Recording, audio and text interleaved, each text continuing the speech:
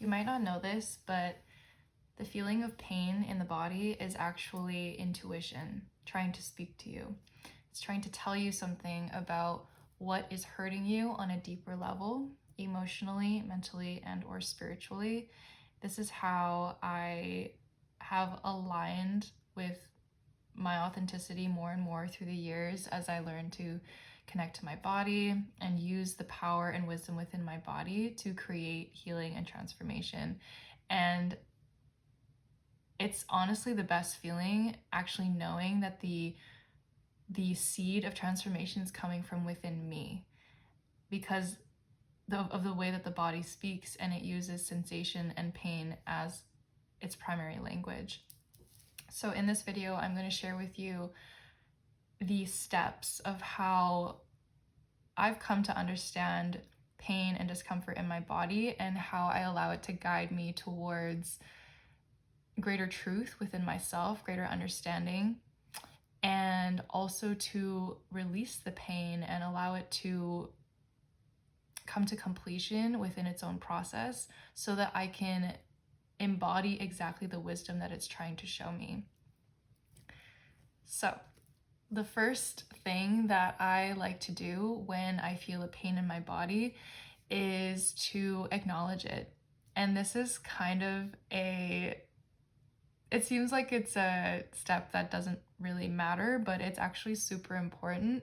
If you were here because you're watching my Instagram stories, I talked about how if your friend saw you trip and fall as that you were together walking somewhere, and they just ignored it and kept walking as if nothing had happened, like, how would that make you feel?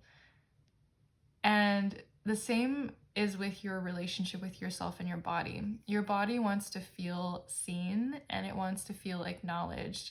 And when we're trying to build a connection in order to listen to our body even deeper, when we ignore and we don't consciously acknowledge the things that are hurting within us, it's almost like that friend who's just walking away and not seeing that you've literally just hurt yourself, and not acknowledging the pain that you're experiencing.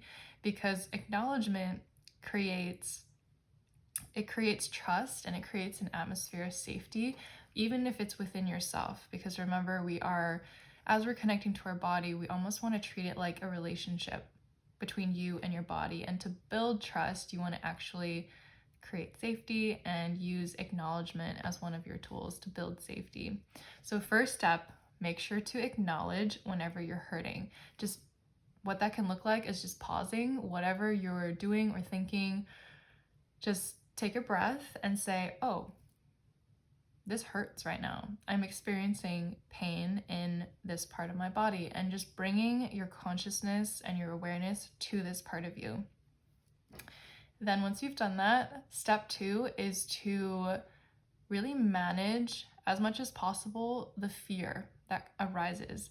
And I say this because I have worked with people in chronic pain and unresolving pain for years, and one of the most challenging things about being in chronic pain for people who are used to being in pain is that spiral of anxiety, panic, just confusion, not knowing, helplessness that comes out of pain when it arises suddenly, or if a flare-up comes, or if you've just been experiencing it for a really long time and it just kind of becomes part of your experience, right?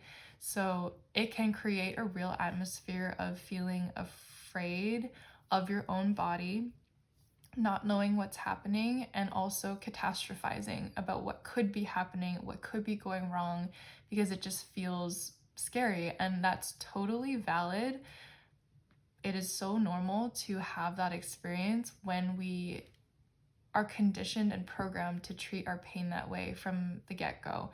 And what I want to offer you is a different way to frame the pain.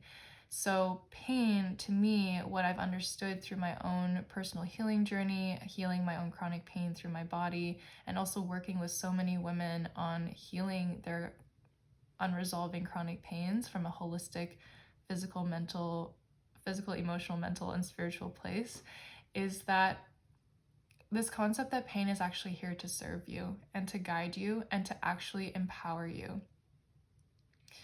There is so much behind, there is so much freedom and liberation that comes from really embodying and embracing this perspective. I know that it doesn't seem that way right now. Pain is still very real. You do have to still deal with the physicality of it and how much it hurts literally in your body.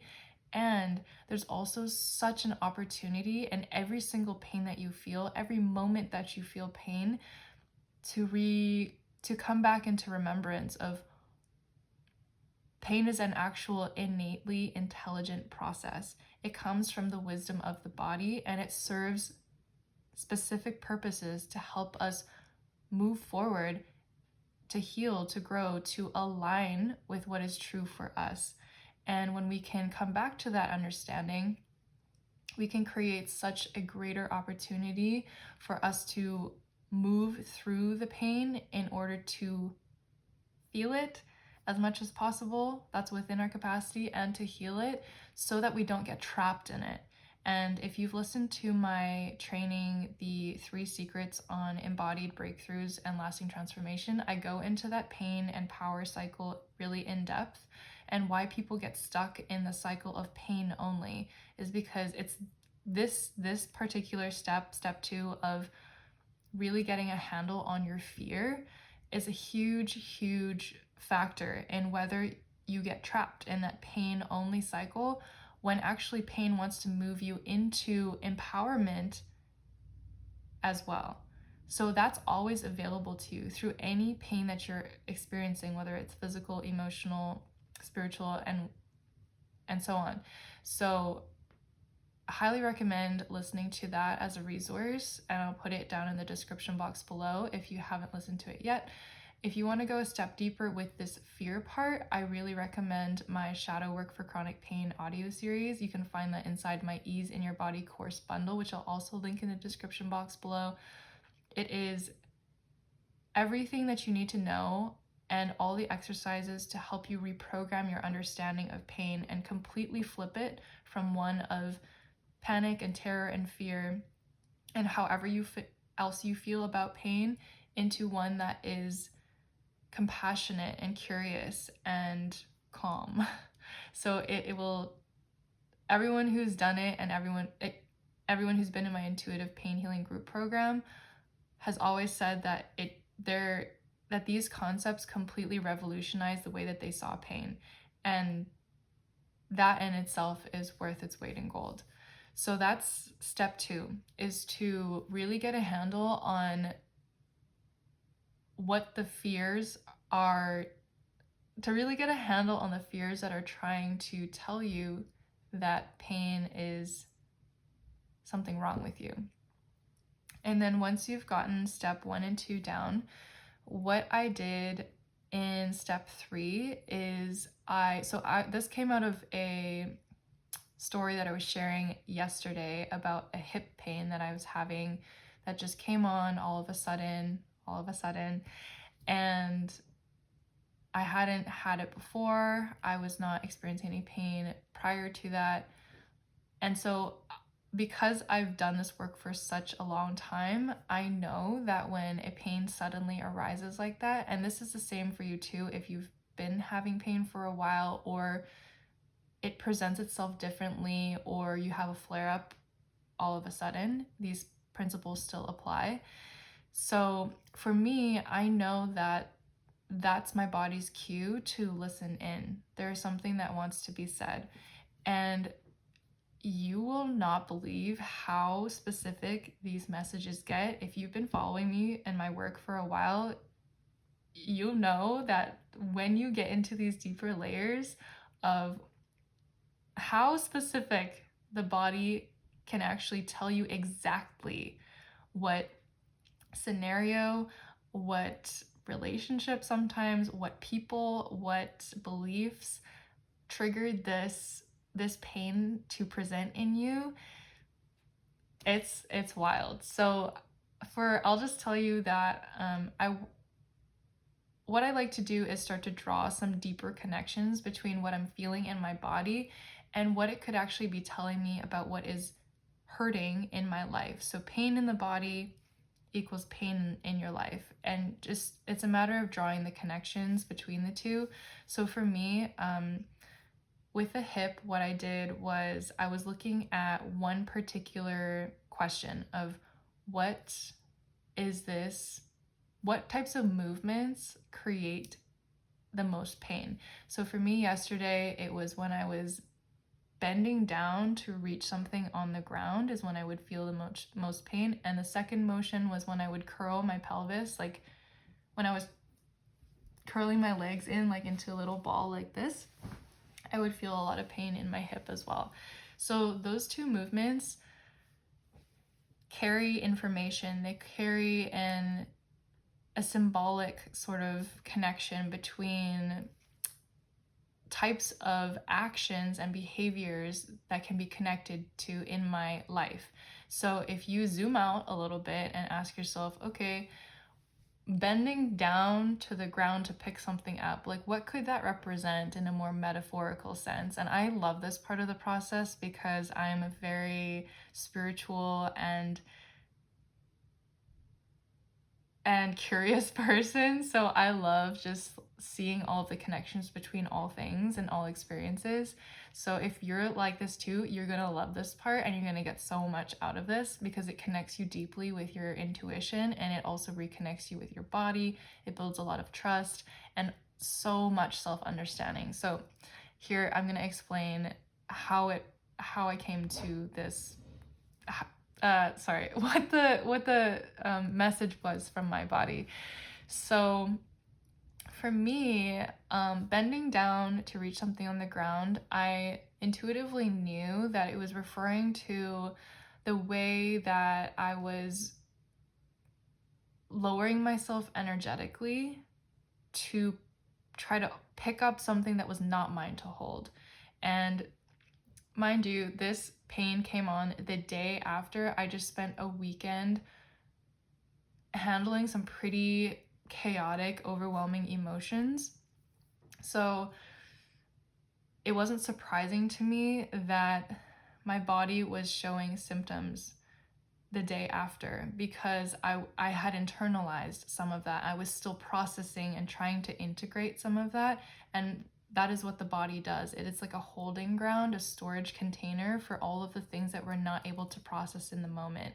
So because I came off of a weekend of a lot of emotional stress, I had processed a good deal of it. I spent a lot of the weekend like working through that, and there was still some residue. So it showed up as pain the next day in my hip. And so I'm going to continue the story and then come back to that point later. So lowering myself energetically to pick up baggage, other people's baggage that was not mine. So that was the spiritual message that my body was showing to me through physical pain. And then the second message with the curling of the curling into a ball that was causing pain, that to me was also mirroring that it was painful for my entire being to make myself small, because curling into a ball is like making yourself small, and how I was doing that in reaction to somebody else having a big emotional reaction to a decision that I made over the weekend that created this entire situation.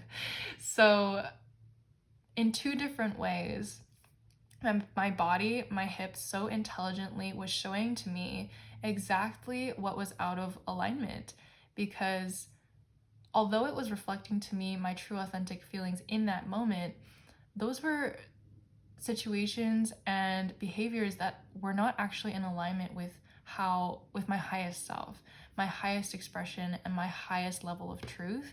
Because when I acknowledged that, I realized that these emotions of other people were not mine to hold. And it helped me through the expression of pain, the way in which my pain was speaking to me, making these connections was what helped me to realize, oh, I have more work to do on letting go of these expectations that I'm holding on to, trying to manage other people's feelings. And as soon as I realized that, I was like, okay, I'm done. No more. this isn't impacting me in a negative way. It's actually hurting me to hold on to these things that are not mine. And so that is how my body spoke to me to help me realign with what is within what is my truth. And so I was able to let that go. And if you've worked with me before, you know how quickly and how powerfully this can happen. It's like almost as soon as you realize that what you're doing is actually physically hurting you, there is something that happens where it's almost reflexive, where you just drop it. You let it go because your self-worth kicks in and you're like, I don't want to keep doing that to myself. I want better for myself. This is like you literally tapping into that deepest layer of life force energy that's like, I want to heal. I want to express in my most authentic self. I want to be in my power. I have control over what this experience is. And so in that moment, there's like a switch that happens, and then you suddenly come into your power and realize that you want to show up in a different way. And so once I realized all of this, the fourth step to releasing this pain from my hip was I just allowed my body to move in the way that it wanted to move. And for me, this was just kind of closing my eyes and putting my hands on top of the area and introducing a little bit of movement, and then letting my body take it from there. So I was kind of like swaying, I was pulling up on my leg and kind of like wrapping it around and just trusting my body to lead me to the positions that it needed to release whatever it was holding on to. And this can also for you look like dance. I love using dance and freeform movement as a way to release energy that doesn't get to be expressed in any other way. So once that was all said and done, this took about 20 minutes to get to this place. From that place, I was feeling 80% better. The pain had gone down quite a lot, and intuitively, since I've done a lot of this type of work before, and many times it will be instantaneous when the pain releases itself. And because I've done so much of this, I know when I've kind of hit my capacity for healing for the moment, and I won't push any further. So I was feeling that edge, and then I just knew that's when I knew it was time to just rest and go to bed and let my body do the rest. And then when I woke up in the morning, I wasn't feeling any pain anymore, and I got to go surfing. So that was the 4-step process of how I typically work with pain and discomfort in the body. I have done this method for 4 years now, and it comes out of my work as a chiropractor, and there's so many connections between the body and the way that we experience ourselves and our lives. And I think that it is really powerful to be able to see it in this holistic way. And I know that this thing isn't going to resonate with everyone, and that it might seem really far out and really, or even too simple and too good to be true. And if that's you, I just want to say that I see you and I hear you, and I was there once. I came from a very Western medicine background. I didn't have any idea about holistic anything, and I was totally disconnected from my body. I was not spiritual whatsoever. And so I get it if you're having thoughts about like, how is this even possible? But this is true. This is my experience. This is my reality. Anytime a discomfort even pops up in my body, if it's tension, tightness, pain, this is how I address it. And I've gotten to the point now with practice, everything comes with practice every day, that anything that appears will disappear just as quickly after going through this process. And that's why I think it's so important to teach people how to do this as a skill for self-healing, because it gives you back so much power when you can know, first of all, that it's even possible to heal yourself in this way. And second, it opens up so much for us when we are able to use our bodies as the vessel for healing and transformation. What this skill opened up for me was being able to hold any form of discomfort, because we know physical pain is the most uncomfortable pain. It's the most urgent fire. It's the type of pain that we cannot handle as much of compared to any other pain. And so when we are able to handle and navigate and move through physical pain safely and successfully, it sets us up for being able to hold every other kind of pain with so much skill and so much resilience. And that's what happened for me. I started off just thinking, I never even thought that this, I don't know why this happened, to be honest. I never set out trying to figure this out, but it just happened for me. And I thought that was it. I thought that, I healed my own chronic pain. That in itself is a huge accomplishment, and I'm happy with that. And what I'm being shown now is that it's actually a path onto even greater and higher levels of healing and transformation. Not just healing, but transformation. Because when we can hold discomfort in our bodies and use those same skills that we learn to heal and navigate and hold the pain, and from a place of self-regulation and inner work and somatic work and all the things that I teach, then it suddenly opens up this world of, I can learn to hold any kind of discomfort in my body, including the types of discomfort that come with change, that come with just life, just come with anything that I'm trying to do. I can actually use my body as a vehicle to help me do that.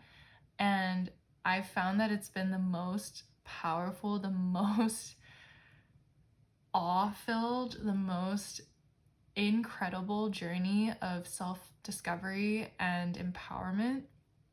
It has afforded me so much change and so much transformation in just even a short amount of time. And that is why I want to share this with you, is because I think this is such valuable wisdom. And the thought of not putting this out there in a more comprehensive way here on YouTube versus on Instagram or through email, there's just something about YouTube where I get to really go into depth and give you the full picture of an understanding of the concepts and skills that want to be discussed. So thanks for joining me here today and hearing me out. I hope that this was helpful for you and that you drew some inspiration from this story. If you're wanting to learn more, I have my courses and I have my resources down in the description box below. The Ease in Your Body course bundle has resources for every step that I just outlined. If you're looking for a more guided, facilitated, step-by-step process that you can use to arrive at a similar outcome. And I'm just so excited for you now that you know how to do this, and I would love to hear in the comments how it goes for you.